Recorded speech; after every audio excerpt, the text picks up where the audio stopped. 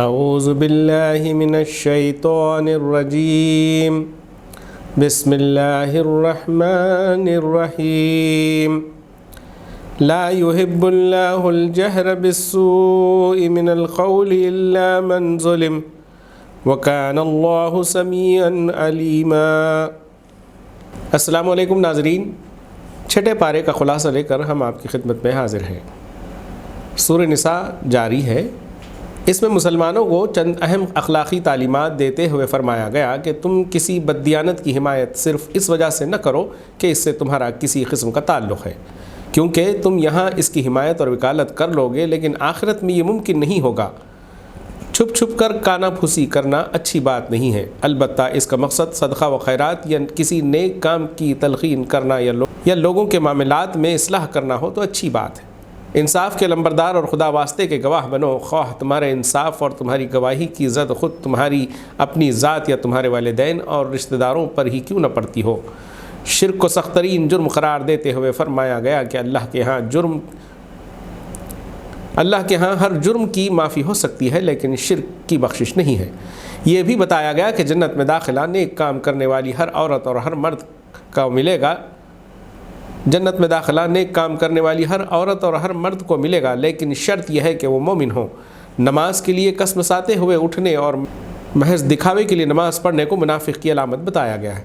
بدگوئی سے روکا گیا ہے اور تعلیم دی گئی ہے کہ اگر تم ظاہر و باطن میں بھلائی ہی کیے جاؤ یا کم از کم برائی سے درگزر کرو تو اللہ بھی درگزر کرنے اور معاف فرمانے والا ہے۔ اہل کتاب کی تمام غیر اخلاقی حرکتوں، نافرمانیوں اور عہد شکنیوں کا ذکر کیا گیا ہے اور بتایا گیا ہے کہ ان کے اس ظالمانہ رویے نیز سود کھانے اور دوسروں کا مال ناجائز طریقے سے کھانے کی وجہ سے ان پر بہت سی پاک اور حلال چیزیں بھی حرام کر دی گئی تھیں۔ دعوت و تبلیغ کے پہلو پر بھی گفتگو کی گئی ہے۔ اسلام جس بات کی طرف بلاتا ہے اس کی وضاحت کرنے کے ساتھ یہودیوں، عیسائیوں اور مشرکین کے غلط مذہبی تصورات، غلط عقائد، غلط اخلاق و اعمال پر تنقید کر کے ان کو دین حق کی طرف دعوت دی گئی ہے۔ اس ضمن میں فرمایا ہے کہ نبی صلی اللہ علیہ وسلم پر جو وحی نازل ہوتی ہے یہ کوئی نئی چیز نہیں ہے، بلکہ اس سے پہلے ابراہیم علیہ السلام سے لے کر حضرت عیسیٰ علیہ السلام تک جتنے بھی نبی آئے ہیں سب پر اسی طرح وحی نازل کی گئی تھی۔ عیسائیوں کے عقیدے تثلیث کا ابطال کرتے ہوئے فرمایا گیا کہ معبود تو بس ایک اللہ ہے اور وہ اس سے بالاتر ہے کہ اس کا کوئی بیٹا ہو۔ مسیح نے کبھی اس بات کو عار نہیں سمجھا کہ وہ اللہ کا ایک بندہ ہو۔ آخر میں میراث سے متعلق چند مزید احکام دیے گئے ہیں۔ ایک، کلالہ وہ شخص جو لاولد بھی ہو اور جس کے باپ دادا بھی زندہ نہ ہو، مر جائے اور اس کی ایک بہن ہو تو وہ بہن اس کے ترکے میں سے آدھا حصہ پائے گی۔ کسی کی بہن لاولد مرے تو اس کا بھائی اس کا وارث ہوگا۔ اگر میت کی 2 بہنیں ہوں تو وہ ترکے میں سے 2/3 کی حقدار ہوں گی۔ 4، اگر کئی بھائی بہن ہوں تو عورتوں کا 1/3 اور مردوں کا دوسرا حصہ ہوگا۔ سورہ مائدہ شروع ہوتی ہے۔ مسلمانوں کو نصیحت کی گئی ہے کہ اگر مخالفین تمہارے ساتھ غلط سلوک کرتے ہیں تو تم جواباً غلط سلوک کا موقع ہوتے ہوئے بھی ان کے ساتھ غلط سلوک نہ کرو۔ چنانچہ صلح حدیبیہ کے موقع پر کافروں نے مسلمانوں کو عمرہ کرنے سے روک کر جو زیادتی کی تھی، اس پر مسلمانوں کو نصیحت کی گئی ہے کہ ایک گروہ نے جو تمہارے لیے مسجد حرام کا راستہ بند کر دیا تو اس پر تمہارا غصہ تمہیں اتنا مشتعل نہ کر دے کہ تم بھی ان کے مقابلے میں ناروا زیادتیاں کرنے لگو۔ مدینہ میں جو اسلامی سوسائٹی قائم ہوئی تھی وہ اب ایک مستقل تہذیب کی شکل اختیار کر چکی تھی۔ ان حالات میں اس صورت میں اسلامی تہذیب کو مزید نکھارنے کے لیے کچھ ضروری احکام دیے گئے۔ حج کے آداب مقرر کیے گئے۔ اس سلسلے میں فرمایا گیا کہ احرام کی حالت میں کسی جانور کا شکار نہ کیا جائے، شعائر اللہ کی نشانیوں کی بے حرمتی نہ کی جائے، حرام مہینوں کو حلال نہ کیا جائے، قربانی کے جانوروں پر دست درازی نہ کی جائے اور اللہ کے گھر کی زیارت کرنے والوں کو پریشان نہ کیا جائے۔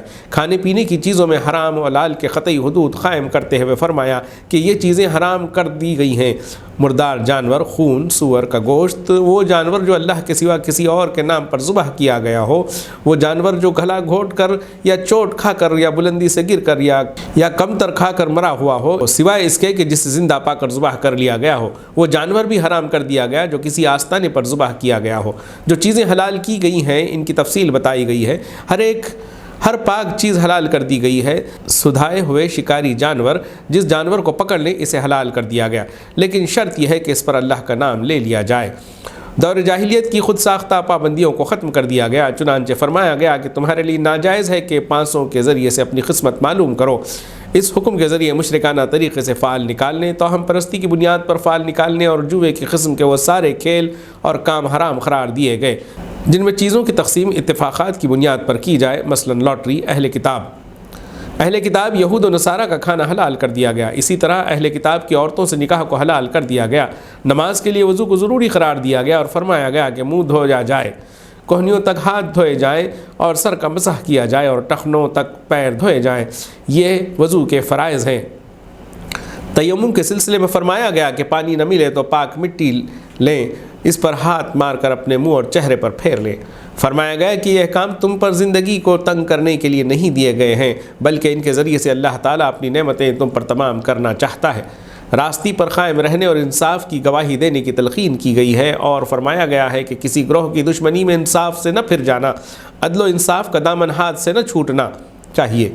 یہودیوں اور عیسائیوں کو تفصیل سے ان کی غلطیاں بتائی گئی اور انہیں نبی صلی اللہ علیہ وسلم پر ایمان لانے کی دعوت دی گئی ہے۔ اس سلسلے میں فرمایا گیا کہ اللہ تعالیٰ نے بنی اسرائیل یہودیوں سے پختہ عہد لیا تھا اور یہ کہا تھا کہ اگر تم نے نماز قائم رکھی اور زکوٰۃ دی، میرے رسولوں کو مانا اور ان کی مدد کی اور اپنے خدا کو اچھا خرچ دیتے رہے، یعنی اللہ کی راہ میں خرچ کرتے رہے، تو یقین رکھو کہ میں تمہاری برائیاں تم سے ختم کر دوں گا اور تم کو ایسے باغوں میں داخل کروں گا جن کے نیچے نہریں بہتی ہوں گی۔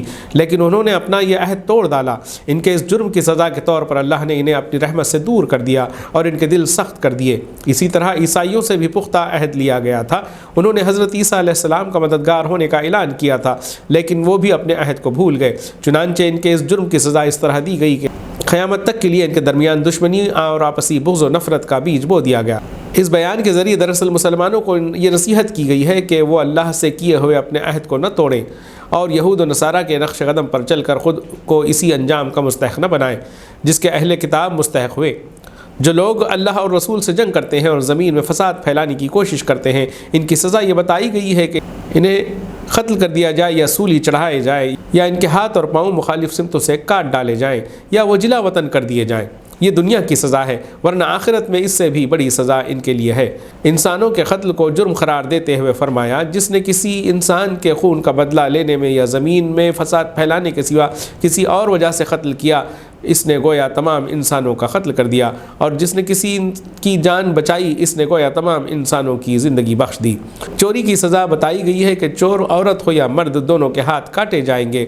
اس کے بعد تورات اور انجیل کی اصل تعلیمات کا ذکر کرنے کے بعد یہ فرمایا گیا کہ یہ قرآن ان کتابوں کی تصدیق کرتا ہے اور اس کی تعلیم بھی وہی ہے۔ ساتھ ہی یہ تنبیہ بھی کر دی گئی کہ جو شخص اللہ کی نازل کردہ کتاب کے مطابق فیصلے نہیں کرے گا وہ کافر اور ظالم قرار دیا جائے گا۔ ناظرین، یہ تھا چھٹے پارے کا خلاصہ۔ کل پھر ملاقات ہوگی اگلے پارے کے ساتھ۔ اللہ حافظ۔